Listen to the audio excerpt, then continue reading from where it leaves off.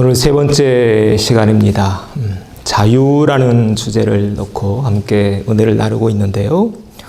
오늘 제목이 뭔가요? 열등감으로부터의 자유입니다.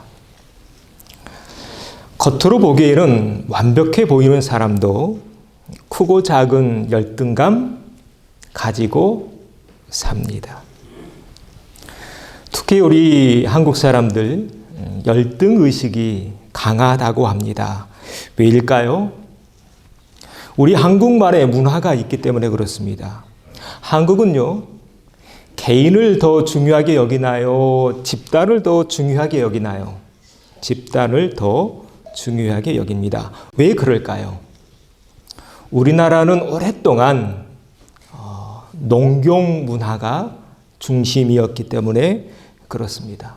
혹시 한국에서 모내기 해보셨나요? 네, 저도 어릴 때 해봤습니다. 주로 그때는 어렸으니까요. 동네에서 모내기 하면 저희 같은 남자애들은 막걸리 이제 들고 달리죠. 네, 새참도 가지고 가고 줄을 띄고 한 칸 한 칸 같이 가야 합니다. 그래서 항상 옆 사람을 의식해야 했던 문화가 우리 한국 사회의 문화입니다. 별을 베는 것도 마찬가지입니다. 한국에서 해보셨죠? 보리배기도 해보셨고. 저 시골에서 자라서요. 학교 다닐 때 낫을 가지고 다녔습니다. 이맘때쯤. 그래서 1교시, 2교시 끝나면 이제 밭으로 나가서 보리를 베고 그 주인이 제공해주는 점심을 먹고 집으로 돌아오곤 했습니다. 이게 우리 동양의 문화입니다. 그래서 우리 동양에는요, 개인이라는 단어가 없습니다. 언제 개인이라는 단어가 처음 등장하게 되냐면 1894년에 바바 고초우라는 일본인이 쓴 우슈일기라는 책에 이런 글귀가 나옵니다. 인류는 영원히 존재하지만 개인은 확실히 썩어가는가, 소멸해가는가, 뭐 이런 내용의 글에서 처음 개인이라는 단어가 동양에 시작됩니다. 불과 100년 전의 일입니다. 그런데 서양의 역사는 좀 다릅니다. 서양은 집단을 중시하던가요? 개인을 중시하던가요? 개인을 중시합니다. 왜일까요? 문화가 다르기 때문에 그래요. 서양은 동양보다 논이나 밭이 적었습니다. 그래서 주로 이렇게 수렵 활동을 하면서 살아야 했죠. 자, 저기 노루가 달려갑니다. 잡아야 됩니다. 어떤 사람이 빨리 잡을 수 있을까요? 달리기를 잘하는 사람, 활을 잘 쏘는 사람. 그래서 개인이 중요시 여기게 됩니다. 이런 차이가 동양 문화 그리고 서양 문화를 이루어 갑니다. 그래서 한국의 혹시 졸업식 사진 하나 가져왔는데 보셨나요? 고등학교 졸업식 사진인데 옷이 전부 다 똑같습니다. 이게 몇 년 전 사진입니다. 실제로 한국에서 있었던. 이게 동양 문화입니다. 옆 사람이 페이스? 네. 그 메이커 점퍼 입으면 전부 다. 네. 심지어 색깔까지. 네. 이게 파란색은 좀 튀죠. 네. 이게 동양 문화였습니다. 이렇게 집단을 중시하는 문화, 여러 가지 장점도 있지만 역기능도 가지고 있습니다. 그 역기능 가운데 하나가 오늘 주제인 열등감이라는 단어입니다. 남을 너무 의식하게 되면 비교하게 됩니다. 그리고 그렇게 비교하면서 살게 되면 내 안에 어떤 의식이 싹 트나요? 열등의식, 열등감이 싹 트더라는 것입니다. 이게 오늘 주제인데요. 자, 그러면 어떻게 해야 이렇게 뿌리 깊이 박혀있는 이런 열등감에서 자유로워질 수 있을까? 자, 첫 번째 읽어보죠. 그 누구도 열등하지 않다. 단지 다를 뿐이다. 조선시대에 유명한 황희정승이라는 재상이 있었습니다. 두 하녀 사이에 싸움이 일어났답니다. 첫 번째 하녀가 황희정승을 찾아와서 하소연합니다. 제가 나 힘들게 했어요. 이건 안 되는 거 아니에요? 그랬더니 그 얘기를 다 듣고 황희정승이 뭐라고 말했나요? 그래, 네가 옳아. 네가 맞아. 그렇게 나갔습니다. 그러다가 잠시 뒤에 두 번째 하녀가 또 들어옵니다. 주인님, 제가 나 이렇게 했어요. 이거 안 되는 거 아니에요? 그러자 황희정승 이번에도 너 역시 옳아. 이렇게 말했답니다. 그리고 또 나갑니다. 이 장면을 옆에서 쳐다보고 있던 아내가 이렇게 묻습니다. 아니 영감, 이 사람도 옳다, 저 사람도 옳다고 하면 누가 진정으로 옳은 겁니까? 그러자 황희정승 잠시 생각에 잠기더니 머리를 끄덕끄덕거리면서 뭐라고 말했을까요? 듣고 보니 자네 말도 옳네. 이렇게 말했답니다. 여러분, 인간관계에서 어떤 사람이 가장 힘들던가요? 나만 옳다고 말하는 사람, 굉장히 힘듭니다. 저도 마찬가지입니다. 목회하면서요. 나만 옳다고 우겨대는 사람, 나는 옳고 다른 모든 사람들은 다 틀렸어, 이렇게 말하는 사람들, 참 우리를 힘들게 합니다. 그럴 때는요, 기도 외에는 답이 없는 것 같아요. 말이 안 통하니까. 그런데 그렇게 우기는 사람들 보면 거의 대부분 이런 단어를 쓰더군요. 어떤 단어? 객관적으로 보면 말이야, 이런 단어를 자주 사용하는 것을 보게 됩니다. 자, 그런데 여러분 한번 생각해 보십시오. 100% 객관적인 사람이 있을 수 있을까요? 그 누구의 생각이나 경험에 오염되지 않은 순수한 100% 중립적인 그런 사람, 그런 관점 있을 수 있겠는가? 불가능합니다. 왜인가요? 사람은 누구나 자기 중심적이니까. 태생적으로 사람은 누구나 자기 중심성을 가지고 태어납니다. 그래서 객관적이라는 단어는 세상에 존재할 수 없는 거예요. 그래서 오늘날 인문학에서 더 이상 객관적이라는 단어를 사용하지 않는다고 합니다. 어떤 단어를 주로 사용할까요? 읽어보죠. 상호 주관성. 우리가 보통 객관적이라고 말하는 그 단어는 상호 간의 합의에 의한 결과물이더라는 것입니다. 그리고 그 결론은 구성원이 누구냐에 따라, 그리고 시대가 어떠느냐에 따라서 달라집니다. 100년 전의 가치관과 오늘날의 가치관이 같을 순 없으니까요. 여러분, 우리도 옛날에 그랬잖아요. 교회 들어오면, 저 어릴 때도 그랬어요. 교회 올 때는 가족이 다 같이 옵니다. 부부가 손잡고 와요. 그런데 예배당 들어오면 쫙 홍해처럼 갈라지죠. 남자는 이쪽, 여자는 저쪽. 그래서 저 어릴 때 교회 기억나는 장면이, 남자들이 놓는 신발장 따로 있었고요, 여자들이 놓는 신발장 따로 있었어요. 여러분도 그랬죠? 네. 지금은 달라졌잖아요. 그때는 그것이 옳다라고 느껴졌을 겁니다. 그런데 더 이상 그렇게 하는 사람들 없습니다. 이렇게 우리가 인간관계에서 자신만이 옳다라고 말하는 사람 굉장히 힘든데요. 성경에도 아주 힘든 한 인물이 나옵니다. 신약에 아주 고집이 셌던 한 인물이 나와요. 사도 바울입니다. 바울의 초상화인데요. 바울은 굉장히 독단적인 사람이었습니다. 고집 불통이었습니다. 그래서 예수님 믿는 사람들 죽이는데 앞장섰죠.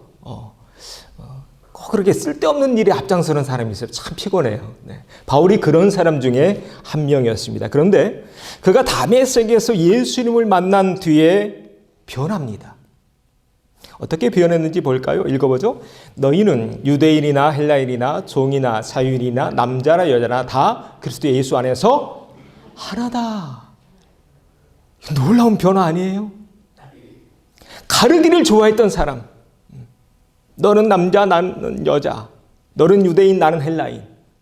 나는 율법주의자, 너는 복음주의자. 이렇게 가르기를 좋아했던 사람이 이렇게 바뀌게 됩니다. 이뿐만이 아닙니다. 심지어 이런 고백까지 하죠. 읽어보죠. 유대인들에게 내가 유대인과 같이 된 것은 유대인들을 얻고자 하며 율법 아래 있는 자들에게는 내가 율법 아래 있지 아니하나 율법 아래 있는 자같이 된 것은 율법 아래 있는 자들을 얻고자 하며 이런 고백을 하고 있습니다. 저는 이것이 복음의 능력이라고 믿습니다. 복음이 들어가면 사람이 바뀝니다. 자, 따라서 하시죠. 복음이 들어가면 사람이 바뀝니다. 한 번 더요. 복음이 제대로 들어가면 부드러워집니다. 어떻게 부드러워지고 계시죠? 네. 복음이 제대로 들어가면 사람이 부드러워진다. 너그럽고 포용적인 사람이 되더라는 것입니다. 하나님이 세상을 창조하시는 장면을 한번 생각해 보십시오. 하나님은 태양만 만들지는 않으셨습니다. 달도 만드십니다. 별도 만드시죠. 이 자연도 마찬가지입니다. 자연에는 힘이 센 사자만 존재하는 게 아닙니다. 토끼같이 약한 동물도 존재합니다. 하나님은 독수리만 만드시진 않으셨습니다. 아주 작은 짹짹거리는 참새들도 지으셨죠. 여러분 기억하십시오. 우리는 우월하지도 않고 열등하지도 않습니다. 단지 다를 뿐입니다. 자, 한번 다시 인사하시죠. 그 누구도 열등하지 않습니다. 우리는 다를 뿐입니다. 네. 이 생각, 이 가치관, 이 세계관 아래 우리가 거할 때 우리 안에 있는 열등감을 이겨낼 수 있다. 나는 열등하지 않아. 나는 단지 다를 뿐이야. 두 번째 넘어가 보죠. 읽어봅니다. 있는 그대로의 나를 사랑하라. 열등감이라는 단어를 좀 찾아봤는데요. 독일어로 보니까 민더베르티히 카이트게필이라는 단어가 쓰였더군요. 그 뜻이 뭐냐면 스스로 가치 없게 느끼는 느낌. 다시 말해 열등감은 뭐냐면 열등감이 남이 나에게 주는 게 아닙니다. 열등감은 누구의 문제일까요? 나의 문제입니다. 내가 나 자신을 어떻게 생각하고 있는가? 내가 나 자신을 어떻게 평가하고 있는가에 관한 문제라는 것입니다. 한 가지 예를 들어보죠. 우리는 보통 어떤 사람 보면서 저 사람은 키가 커 아니면 키가 작아 이렇게 말하는데요. 그렇게 말하는 기준이 누굴까요? 나 자신입니다. 나보다 키가 크면 큰 겁니다. 나보다 작으면 작은 거고요. 여러분 나이도 마찬가지입니다. 여러분 보시기에 제가 젊어 보입니까? 늙어 보입니까? 젊었었는데 늙어가고 있나요? 네. 네. 나이의 기준도 마찬가지라는 거예요. 그 기준이 누굴까요? 납니다. 나보다 나이가 더 많으면 늙어 보이는 거고요. 더 젊으면 젊어 보이는 겁니다.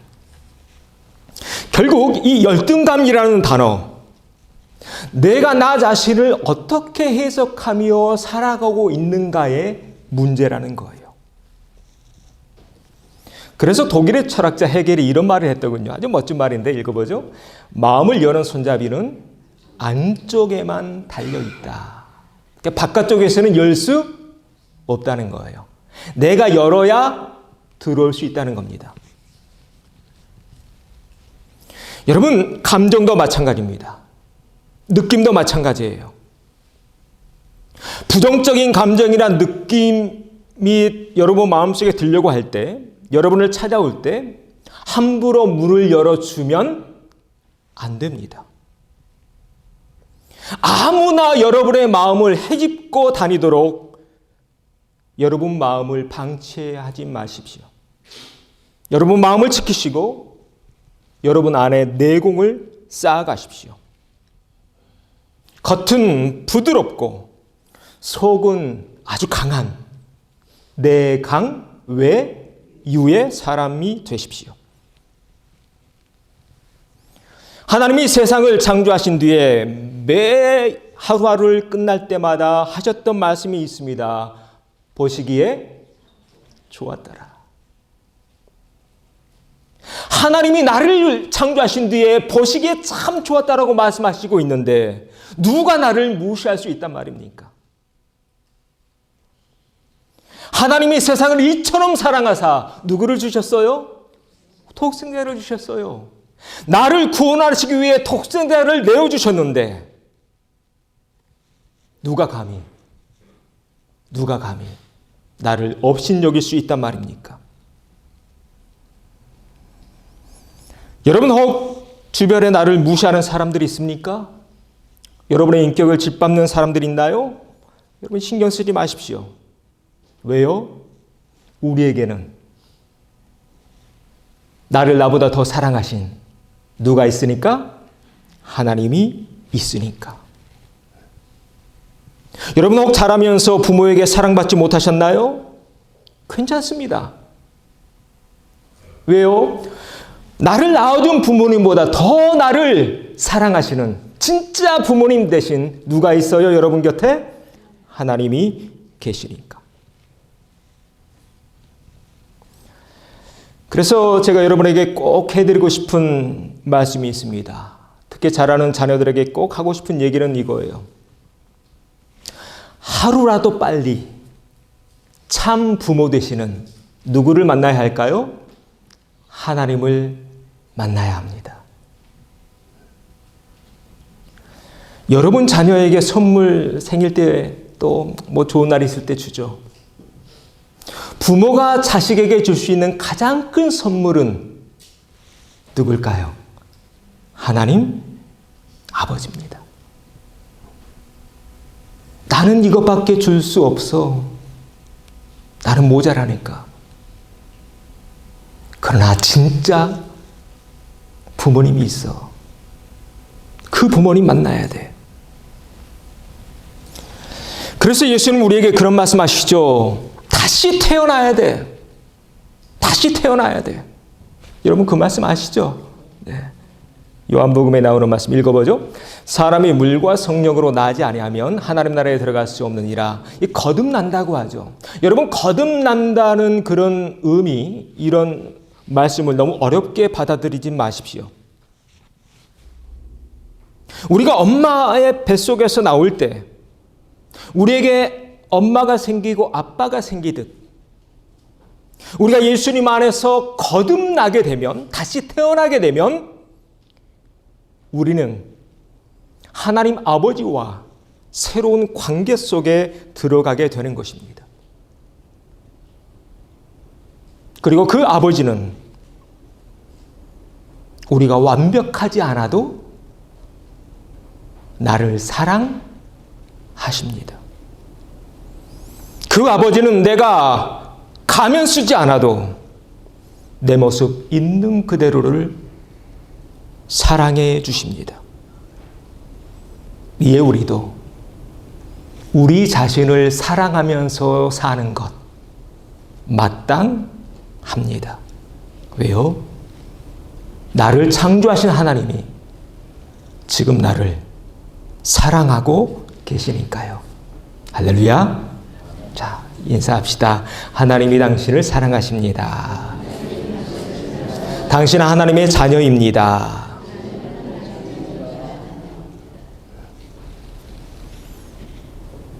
있는 그대로의 나 자신을 사랑할 때 하나님의 관점으로 나를 있는 그대로 사랑하시는 그 하나님의 관점, 그 관점이 내 관점이 될 때 우리 안에 있는 어두운 열등감은 물러가게 됩니다. 세 번째로 넘어가 보죠.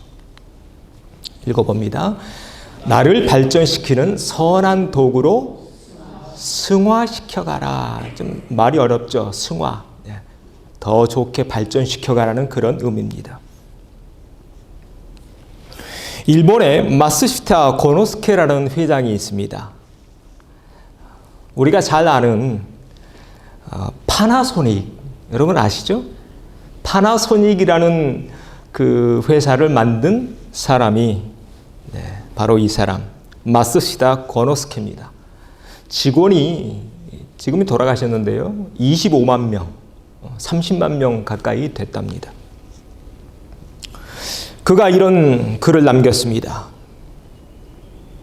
나는 집이 몹시 가난했다는 것을 감사한다. 왜냐하면 가난했기에 온갖 고생을 하면서 이 고생을 통해서 인생의 많은 경험을 할 수 있었기 때문이다. 두 번째 읽어보죠. 나는 건강하지 못한 몸에 감사한다. 왜냐하면 건강하지 못했기에 건강의 소중함을 알고 건강을 위해 항상 운동을 해와서 오래 살 수 있었다. 세 번째 읽어보죠. 나는 못 배운 것에 감사한다. 초등학교밖에 못 나왔기에 만나는 모든 사람을 나의 스승이라고 생각했고 그로 인해 많은 것을 배울 수 있었다. 그의 집은 가난했다고 합니다. 그리고 어릴 때부터 몸이 약했대요. 초등학교도 못 나왔습니다. 그런 그가 이런 감사의 글을 후배들에게 남기고 갑니다. 우리 가운데도 이 범주 안에 문제로 혹 괴로운 분 계시나요? 가끔 많이 가지지 못했다는 것, 우리에게 열등감을 불러오게 할 수 있습니다. 건강하지 못하다는 것, 또 배우지 못했다는 것, 내 자존감을 끌어내릴 때도 있습니다. 그러나 우리 인생은요, 열등감이라는 단어에 끌려다니기에는 나에게 주어진 시간이 그리 길지 않습니다. 그래서 우리는 용기를 내야 합니다.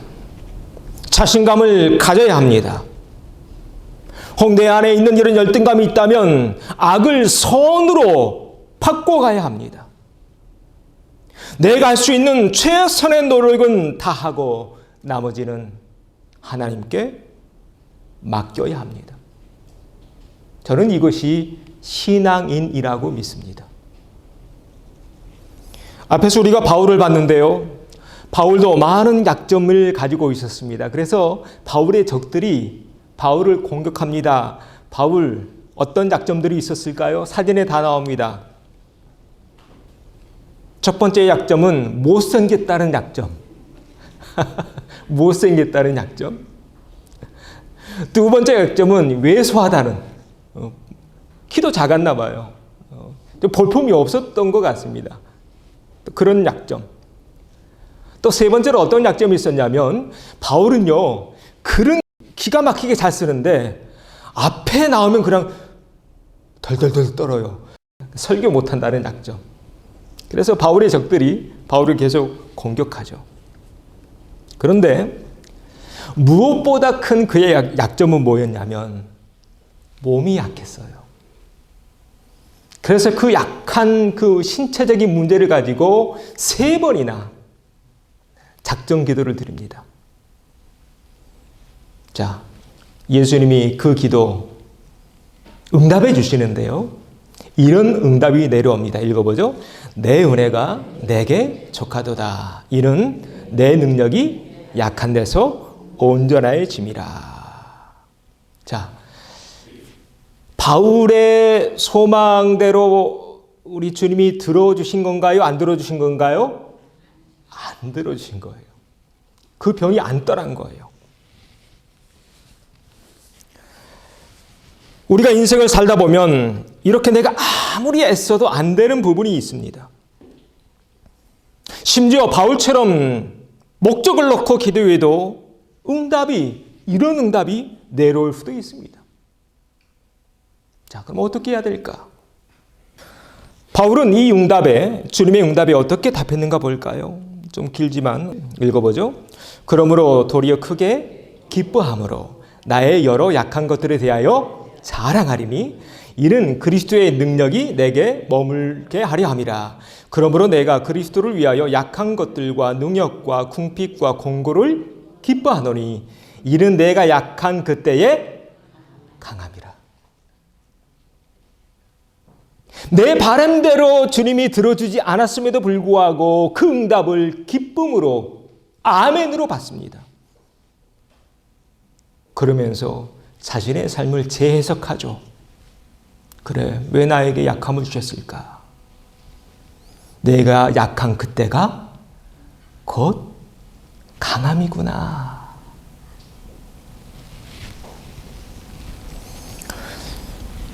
우리 민족에게 가난이라는 열악한 환경을 경험하게 하신 이유가 뭘까요? 가난한 사람들을 향한 측은한 마음을 갖게 하기 위함이 아닐까요? 그래서 오늘날 그 어떤 민족보다 많은 민족들을 향해 복음을 전하고 있는 나라가 우리 민족입니다. 수많은 선교사들이 제3세계에 나가 있죠. 주님이 우리에게 연약한 몸을 주신 것도 혹 내 주변에 그렇게 아파하는 사람들을 위로하면서 살라고 나에게 그런 아픔을 주신 건 아닐까요? 그래서 이런 말이 있죠. 동병상련. 아파본 사람만 그 아픔을 알 수 있다. 우리가 관계 속에서 많은 상처와 아픔을 겪게 하신 것도 혹 내 주변에 나와 똑같은 상처와 아픔을 가지고 있는 이들이 있다면 그들을 치유하기 위함이 아닐까. 나를 치유의 도구 삼으시려고. 중요한 것은 뭐냐면 오늘 이 바울의 고백처럼 내가 그 나의 약함, 나의 열등감에 함몰되어 살아가는 것이 아니라 그 약함 하나님 손에 올려질 때 그 약함이 이 세상을 치유하고 변화시켜가는 선한 하나님의 도구가 되어 가더라는 것입니다. 이것이 우리 기독교의 능력인 줄로 믿습니다. 여러분, 우리 역사를 보십시오. 하나님께서 펼치신 역사는요, 항상 힘없고 약하고 가난하고 부족하고 상처받은 사람들을 통해, 그런 민족들을 통해 이루어 가셨습니다. 이 오늘 본문에서 바울은 고린도에 있는 형제 자매들에게 이렇게 편지합니다. 한번 읽어보죠.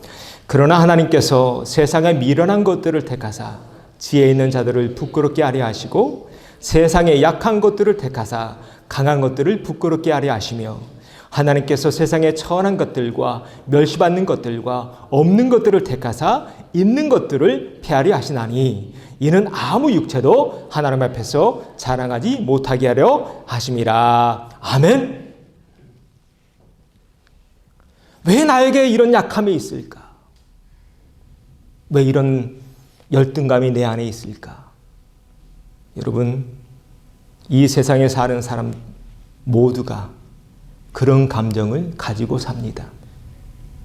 우리가 기독교인이 됐다는 것은 무슨 뜻인고 하니 그 열등감, 부정적인 감정에 함몰된 채 살아가는 존재가 아니라 그 모든 것 다 하나님 손에 맡겨드리심으로 그 약함을 사용하시는 하나님의 도구로서 쓰임받다가 하늘나라 가는 것, 이것이 우리를 향한 하나님의 거룩한 뜻인 줄로 믿습니다. 하나님 손에 올려드리는 우리 모든 식구들 되어야 할 줄로 믿습니다. 자, 이렇게 마지막 인사합시다. 하나님 손에 올려드리면 하나님이 승화시켜 가십니다. 아멘. 약함이 강함되게 하시는 하나님의 손길을 통해 열등감에서 자유함을 입으시고 자유함을 넘어서 더욱 귀히 쓰임받으시는 형제 자매님들 되시기를 주의 이름으로 축원합니다.